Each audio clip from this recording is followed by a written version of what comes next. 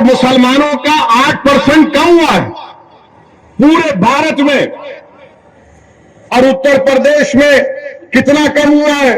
उत्तर प्रदेश में अल्पसंख्यक समाज मुसलमान की आबादी 20% है। और कितने मुसलमान समाज के हायर एजुकेशन में पढ़ रहे? 4.5%। पूरे भारत में अगर 1,80,000 मुसलमान का ड्रॉप आउट हुआ है हायर एजुकेशन एनरोलमेंट में, तो उत्तर प्रदेश में 58,365 का ड्रॉप आउट हुआ। क्यों मोदी जी आप झूठ बोलते? पसमानदा मुसलमान को करो। अरे आप ही के राज में इतने बुरे दिन आ गए कि 58,000 मुस्लिम बच्चे और बच्चियां हायर एजुकेशन से उत्तर प्रदेश में निकल जाती है। सिर्फ 4% हायर एजुकेशन में। क्यों है? क्योंकि मोदी जी ने फेलोशिप को खत्म कर दिया मौलाना आजाद की। क्योंकि एनकाउंटर के नाम पर डर फैला दिया जाता है, डराया जाता है तो लोग डरते हैं, नौकरी नहीं मिलती। जब पढ़ेंगे नहीं तो नौकरी नहीं मिलती। बल्कि पीएलएफएस का डेटा है कि अगर किसी का नाम मुसलमान है और किसी का नाम दलित है, आदिवासी है और पंडित है, तो सबको इंटरव्यू का कॉल आता है। किसको नहीं आता? मुसलमान को नहीं आता। ये सच्चाई को बयान कर रहा हूं। और ये समाजवादी कांग्रेस के लोग वैसी भड़काऊ भाषण देता। अरे मेरा भड़काऊ भाषण नहीं होता है, मैं सच्चाई को बयान कर रहा हूं, डेटा की बुनियाद पर बयान कर रहा हूं। तुम सच्चाई को कबूल नहीं करना चाहते। एक तो भारत के प्रधानमंत्री और उनकी पार्टी बोलती सबका साथ, सबका विकास, सबका विश्वास। कहां का सबका साथ हो रहा है? उत्तर प्रदेश में जहां से प्रधानमंत्री एमपी हैं, उस प्रदेश में 58,365 मुसलमान हायर एजुकेशन में ड्रॉप आउट है। क्यों आपने स्कॉलरशिप नहीं देते? आप बोले जाते। और फिर अखिलेश यादव, बहुजन समाज, ये कांग्रेस नहीं ऐसी वोट काटता है। अरे इसमें क्या है बताओ? तुम मुंह क्यों नहीं खोलते इसके बारे में? एनकाउंटर हुआ तो मुंह नहीं खोलते। मगर मेरे अजीज दोस्तों और बुजुर्गों, इसीलिए हम आपसे कह रहे हैं कि आपको अपने जमीन से अपने नेता को बनाना। मैं दासना को आया, यूपी को आया, आता रहूंगा। आप जो फैसला लो मैं तो आता रहूंगा। अगर आप इसको कहेंगे कि ये एक तरफा मोहब्बत है तो यकीनन एक तरफा मोहब्बत है।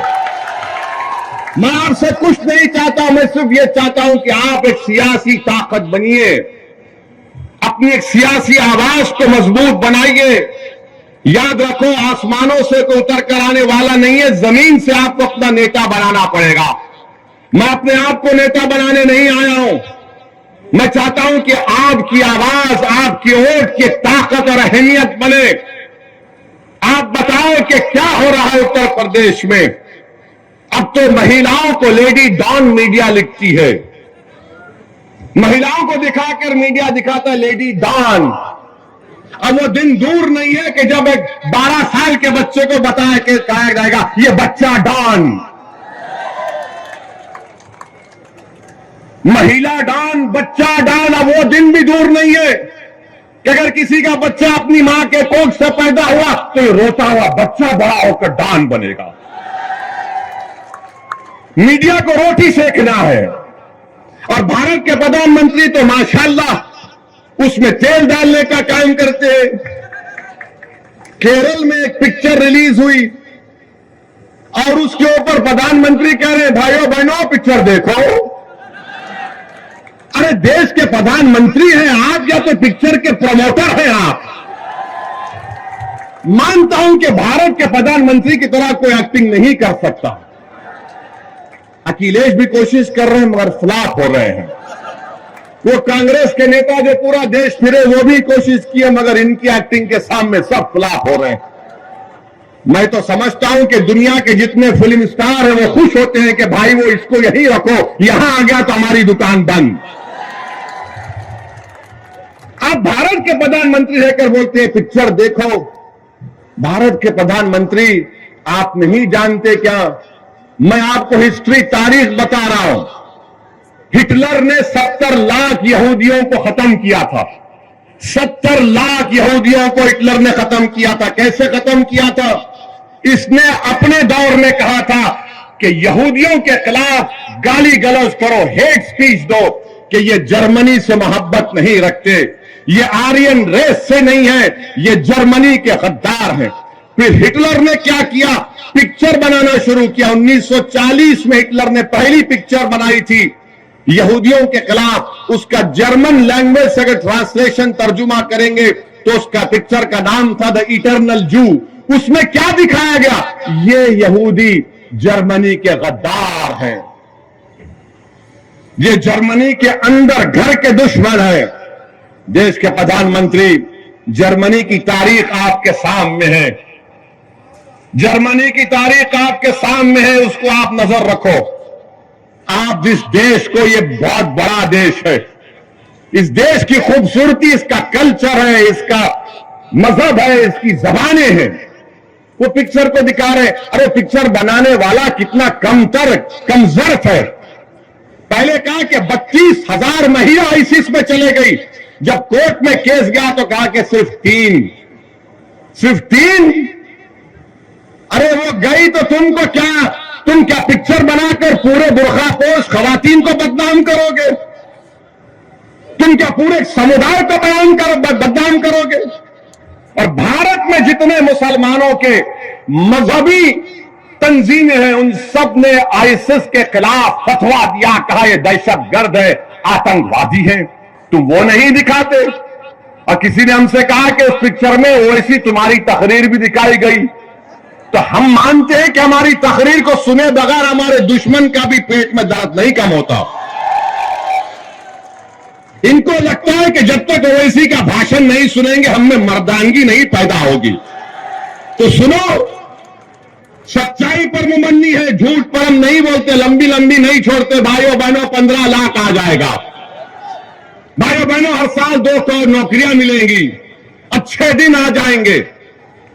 तो ये पिक्चर बना रहे हैं। अरे महंगाई पर पिक्चर बनाओ, किसान को फर्टिलाइजर नहीं मिल रहा है, नहीं बनाएंगे। अरे पिक्चर बनाओ कि घर में गरीब के पास पैसे नहीं है, सेविंग्स खत्म हो रही है। भारत में 20% गरीब और गरीब हुआ है। कितना? 50%। अगर एक गरीब 100 रुपये कमा रहा था, आज 50 रुपये कमा रहा। और अगर कोई दौलतमंद 100 रुपये कमा रहा था, आज 140 रुपये कमा रहा है। ये नरेंद्र मोदी का सबका साथ, सबका विश्वास, ये गरीबों से मोहब्बत बीजेपी की है कि गरीब जो 100 रुपये कमा रहा था, आज 50 रुपये कमा रहा है। सबसे गरीब जो दौलतमंद 100 रुपये कमा रहा था, 140 रुपये कमा रहा है।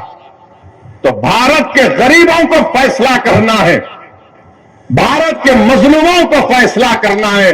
और 11 तारीख के दिन दाफना की जनता को एक तारीखी फैसला लेते हुए आप तमाम से अपील कर रहे हैं कि आप हाजी आरिफ के हाथ को मजबूत करिए और आप इस वास्ते भी वोट दीजिए कि वो नाथूराम गोडसे की नाजायज औलाद को भी मालूम हो जाए। यहीं पर हम पर गाड़ी पर गोलियां चलाई गई थी, तो उनको भी जवाब दीजिए। हम आपसे क्या कह रहे हैं? गोली से नहीं, बैलेट से जवाब दीजिए। और हम उनकी गोली का जवाब जबान से देंगे, उनकी हर गोली का जवाब अपनी भाषण से देंगे, संविधान से देंगे, तूफान खड़ा कर देंगे इंशाअल्लाह ताला। तो 11 तारीख के दिन सुबह सुबह निकलिए, एक होकर यहां से हाजी आरिफ को कामयाब करिए, बीजेपी को शिकस्त दीजिए, बीजेपी को हराइए। ये समाजवादी और बहुजन समाज पार्टी बीजेपी को कामयाब करवाना चाहती है, अपने इत्तेहाद को कमजोर मत होने दीजिए। हमारे दिलशाद हमारे इनके भी खड़े हैं, गाजियाबाद से इनकी वाइफ मेयर की कैंडिडेट है, इनके भी हक में आप दुआ करिए।